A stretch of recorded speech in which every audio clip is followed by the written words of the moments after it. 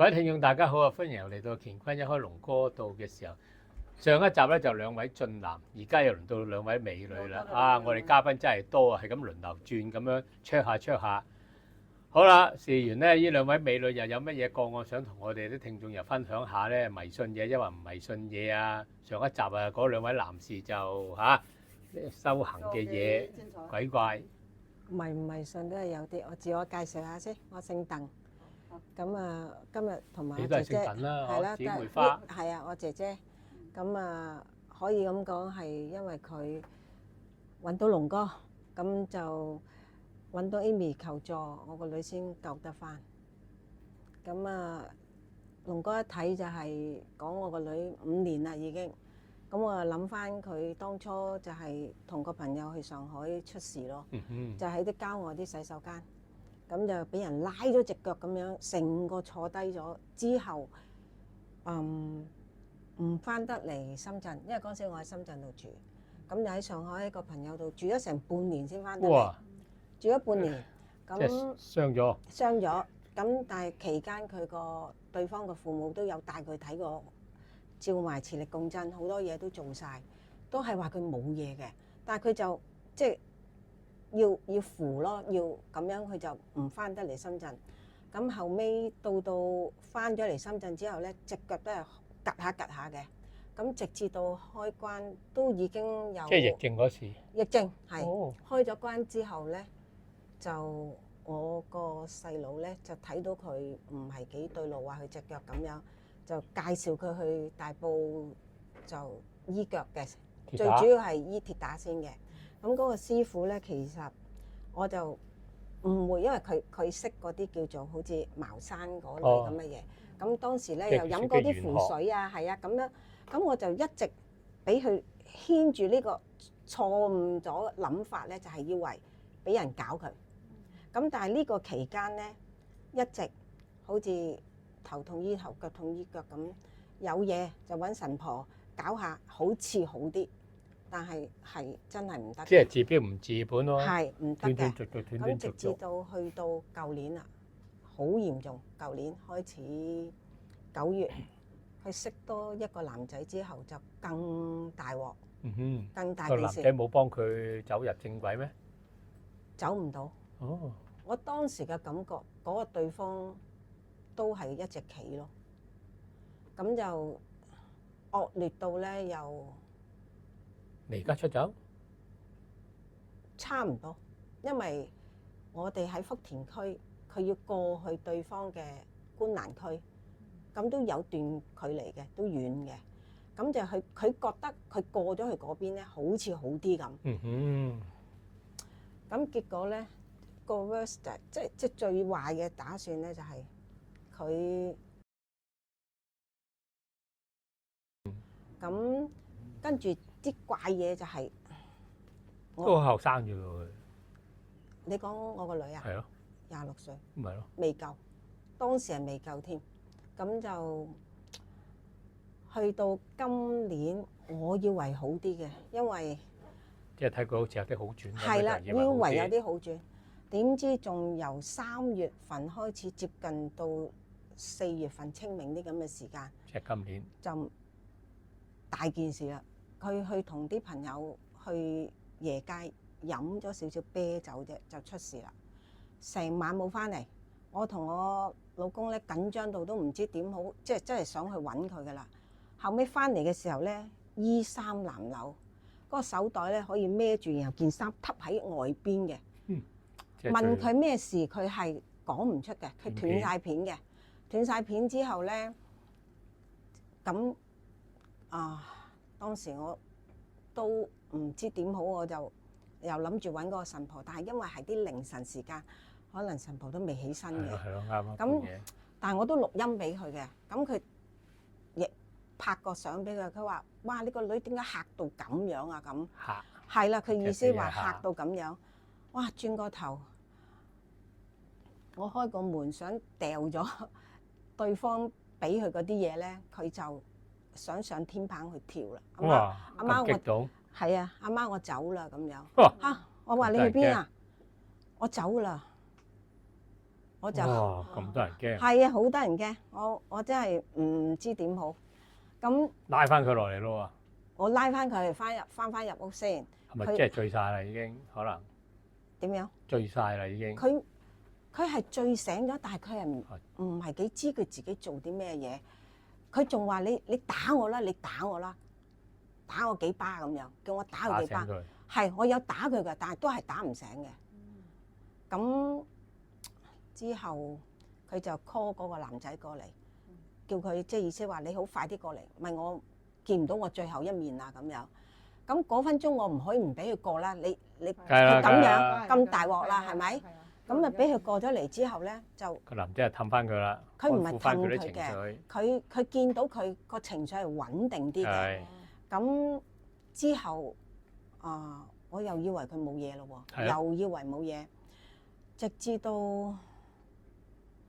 慢慢去5月、6月嗰啲時間咧，就我細佬嘅外父外母咧就同我哋好親嘅，就成日知道佢唔係幾 OK 咧，就成日同佢澳門啦，翻大陸玩嘅。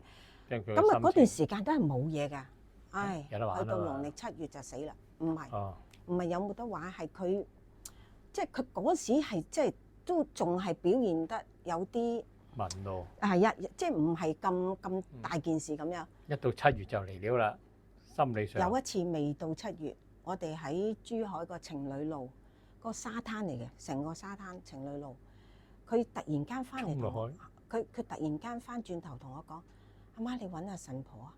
你睇唔睇到我手震晒咁樣喎？唉，我又以為又嚟啦咁樣。咁但係揾咗神婆咧搞一搞，佢又真係又好啲咯喎，又好啲，又如是者冇嘢。再嚟就真係唔得啦！農曆7月咧，成個人180度轉變。又揾神婆咯？揾神婆，神婆今次真係同我講啦，佢話咧：你個女其實我有幾個客都係你個女呢啲 case，冚唪唥一係咧就全家都抑鬱啦，一係就黐晒線啦咁樣。係，咁佢就話：佢係幫唔到我啦。佢話因為佢話我做嗰啲我已經做晒啦，即係佢個功力唔夠咯。我只可以咁樣形容啊，唔可以講話佢直情係啊，係即係我唔可以講佢呃我錢啦，係啦。咁佢話我唔可以幫你啦。我又唔會做呢一樣嘢嘅。我唔知道有個咁勁嘅師傅嘛，當時。我除非唔接手嘅啫。因為我冇睇過 YouTube channel。冇睇就正常啦，因為嗰時喺大陸，同埋我無暇去睇，因為我照顧老公同佢咧，其實我已經心力交瘁啦，已經係啦。所以粗口都想講啊，已經湊到。係，我想講好耐啦。誒，咪係咯。咁後尾之後嗰次又嚟了。佢好 short 咧，就係佢自殘咗幾次啊！佢瞓醒咧係無端端嗰個手呢度損晒嘅。有一次咧，我都覺得奇啦，咁熱，我個女好貪靚嘅，睇得出。佢着長褲喎，我就話點解你今日着長褲啊？原來佢隻腳自己去戒咗隻腳，佢就唔俾我睇到。咁我到問佢咧，佢又自圓其説講大話嘅。佢就話冇啊，我剃毛咯，搞到咁啫。咁我話唔係啩？我咁損嗰個疤，依家直至到師傅幫佢搞掂咗，個疤都仲喺度。誒，你又唔同我講嘅？我有啊，同阿許小姐講啊。好犀利㗎！我咁攞個手捽下疤都捽走啊！唔係，下次同我講。下次調教。唔係咯，你同我講邊度有疤嘅，我就同佢捽走佢，真係。整一個 facial 喺嗰個吸住嗰笪疤佢，你撞啊嘛！我好多功能你哋根本唔知嘅都話。係真係，我真係講就得㗎啦。啲功能真係，我真係見識少。咁後尾總之農曆7月都即係新歷嘅9月，嗰個成個月裏邊有一個人識嘅，佢就介紹另外一個神棍俾我。師傅唔係神棍。師傅，唔好意思，唔好意思，又得罪人啊！又得罪。係咯，無端端又神棍，我都俾人嗌神棍嗌咗好多年啦。介紹咗另外一個師傅俾我嘅，咁嗰個人咧有叫我哋去，好似同師傅見面咁樣啦。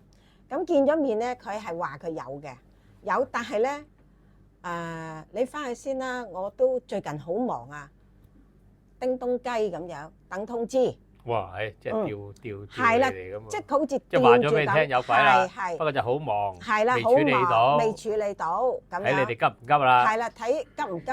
咁我個女當時嘅反應，佢係識得同我講：阿媽，人哋睇到你緊張我啊，你就俾人哋即係意思圈住走啦咁樣，係啦。佢又咁樣話我嘅。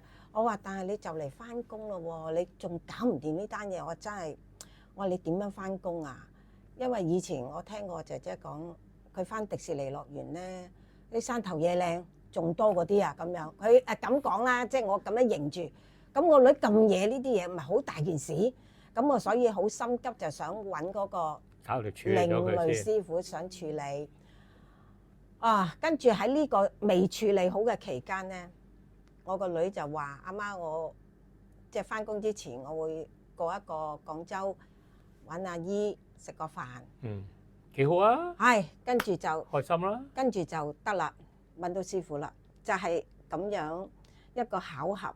你個女揾阿姨啫，揾阿姨阿姨又點解揾到師傅咧？佢初時咧，佢已經發覺我個女唔係幾肯講啲嘢俾佢聽啊。因為佢以前咧，佢好多嘢同我講嘅，都有句同我講，有時唔同阿媽講嘅，會同我講嘅。咁後尾佢同你講，佢幾年前初出事嗰陣時，佢仲係比較正常嘅。整親腳嗰陣時仲係正常啲嘅。咁拉尾佢又話揾朝翻嚟醫腳啦嗰啲，佢冇當時同我講到咁嚴重，即係佢個女啊。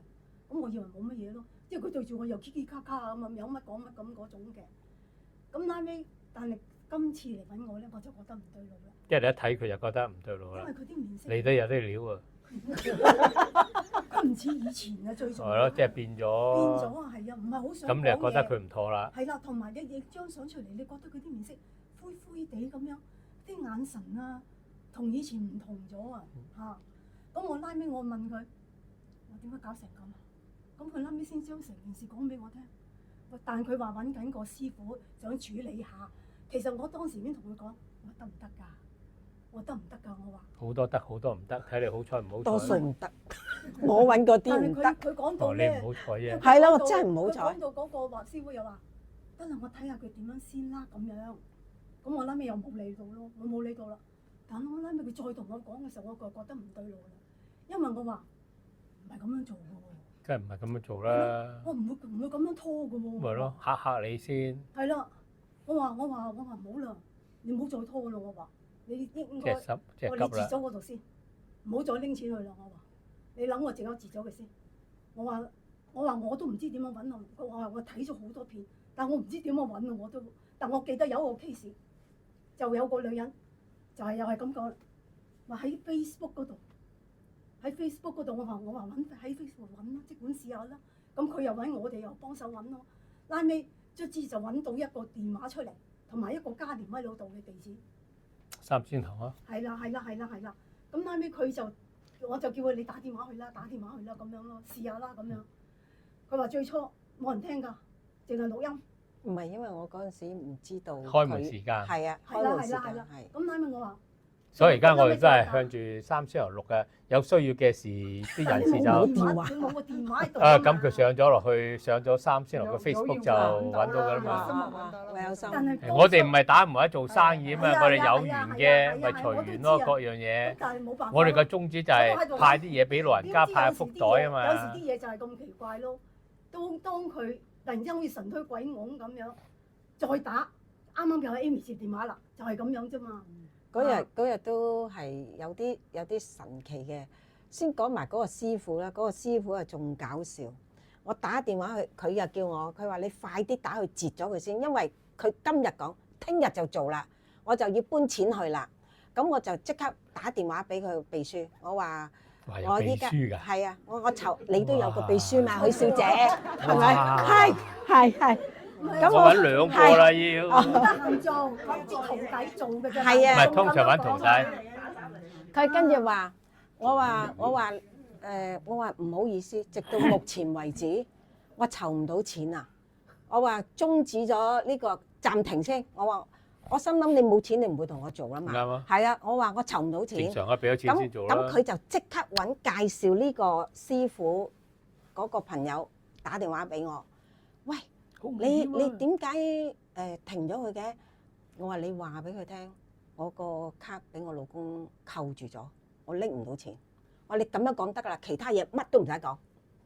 咁佢跟住就照板煮碗，咁但係如是者咧，對方係追個女人幾次嘅，即係驚冇咗單生意嘅。咁同埋咧喺我個微信嗰度講咧，就係話不如咁啦，將你個 case 分開佢做啦，收第一個價錢先。不過仲要斬件係啦，斬件仲要 follow up 1年喎。咁我家姐聽到肥仔咯，心諗 follow up 喂，咁1年即係唔掂啦。咁好啦，1年掂唔掂？咁又使唔使再科水咧？就另外一回事嘛。係咯，斷錢費啦。咁都唔知點啦。咁我跟住我就佢再嚟嗰啲嘢，我就已經唔睬佢啦。咁我總之我就係嗰句，我冇錢俾你，你唔會同我做啦。啱啊。咁我之後就我個女又話：阿媽，我翻下工先啦，你唔使咁緊張嘅。佢話你睇下同阿姨講下，睇下諗即係揾第二個梳醒啦，你就唔好咩啦。咁佢就揾出個電話俾我，就即係事隔咗係幾日嘅啫。咁我後尾就真係知道三仙堂原來係日1、2都休息嘅。咁我嗰日打佢唔知係禮拜3定禮拜4。我嗰日我個女啱我哋個秘書去咗洗手間啊嘛，又係嘛，所以咁我又隻眼睇唔到嘛，咁我睇唔到啊，唔知阿 Amy 又去咗洗手間嘅。係。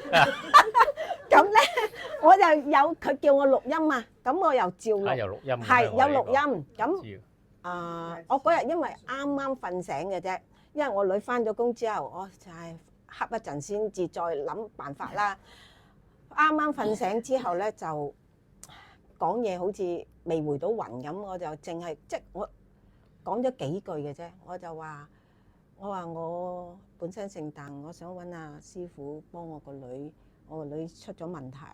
咁我自己又錄完之後咧，又坐喺度諗下，點解頭先講嘢好似得嗰幾句啊？死啦！人哋都唔知，好似聽唔明咁。我就坐咗一陣，我轉頭再打。你個秘書就去完洗手間翻嚟，就掂咗啦。跟住佢就Amy 咧真係好好，佢問我好多嘢嘅。佢即係話你有冇科學精神㗎？你有嗰個 B 你點解會落咗啊？你有冇睇醫生㗎？你即係問好多好多嘢。咁佢就話不過你有一個 point 咧，就值得我要俾個名阿龍哥測下嘅，因為佢自殘啦，開始好嚴重。佢即係佢自殘係好短時間又理，好短時間又理。你問翻佢，佢真係佢答你唔到㗎喎。下次我同我個秘書講下，呢輪生意淡薄，把關唔好咁嚴，求其個名都掉過嚟。求其有咩名都掉過嚟先。佢就話你俾個 WhatsApp 我問咗龍哥先，咁就佢好快都覆我嘅。佢話：喂，有喎5年。恭喜你啊！唔知幾多隻咁樣，我唔記得4隻定幾多。咁你仲開心啊？唉，知道啱啊，對症下藥。係啦，對症下藥。咁佢就好快就約話，譬如星期4打電話，星期6你過嚟啦咁樣。嗰兩場麻雀又輸咗，等錢使啊都。咁巧係嘛？係咯，咁巧，哎呀，佢真係好巧。咁星期6又咁啱嗰日，我個女真係編咗佢放假。咁我就星期6。就話後生女點會嚟咧？我同阿 Amy 講㗎。哇！人哋阿媽信啫，後生女不如信呢啲嘢啊！佢嗰日原本佢係翻去觀瀾揾佢個男友㗎啦。所以我都話。咁我跟住話，我話你今次唔得，我話你唔好揾住。我話依家救命緊要，我話你依家搞成咁，我話唔得。咁 Amy 咧就話邊個你喺邊度睇到呢啲信息揾阿杜師傅啊？我話係我姐姐喺 YouTube channel 度睇到咯。誒，你姐姐好有智慧，叫埋嚟，叫埋嚟咁樣。我話佢喺廣州啊，廣州都好近嘅啫咁樣。咁就係如是者，我哋嗰日就一行4個人過嚟咯。就真係佢過嚟嘅時候，個個都係真係睇到佢好唔對勁嘅，好唔對勁。我都睇得出，我就係呆到個我知唔食嘢㗎係嘛佢係。個個睇到佢幾呆。佢除咗自殘，第二樣嘢咧就係最大件事嘅就係食唔到嘢，成日都食唔到兩啖。阿媽夠，我就以後就笑佢啦。我話你依家冇聽你講呢個字，夠啦。佢一日24小時，佢夜晚6點起身，叫佢出嚟食飯，佢轉個頭就翻入房噶啦。我話你一日你有冇諗到你唔對勁啊？一日24小時，我話你有22個鐘喺房喎。我話你叫我點啊？佢就話你唔好講嘢啦，你翻出去啦。第二次我哋開餐，好似你冇上嚟。係啊，你冇不斷食嘢。佢掃晒打包啲嘢。係啦。全部真係佢，我聽日要帶飯啦，唔好嘥。係啊。全台掃晒包晒走。佢話佢聽日要帶飯啊！阿媽喺度㗎，唔係吹㗎。唔食嘢點解咁多嘢食咧？食咗啊打包。佢話聽日唔使帶飯。佢嗰日真係好鬼出奇，就真係我幾開心啊！唔知幾多年未見過佢咁啊，最少嗰幾年啦，就冇試過咁開胃食嘢啦。咁啊好啦，咁啊再嚟呢件覆診啦，覆診就係師傅講啊，好開胃食嘢啦。咁去到第3次覆診啦，咁就本嚟我老公係有撞鬼嘅，但係佢臨埋門咧，睇到我立一立，係啦，可能太多人啦。佢其實都係唔想嚟嘅，唔係因為太多人。如果係得你幾個，應該就 OK。我覺得佢都 OK，係太多人。即係總之佢係你知要面㗎男人。唔嚟咧，咁佢同阿細佬嘅外父外母就落咗去等啦。咁啊，如是者我同阿女就等阿師傅再調教。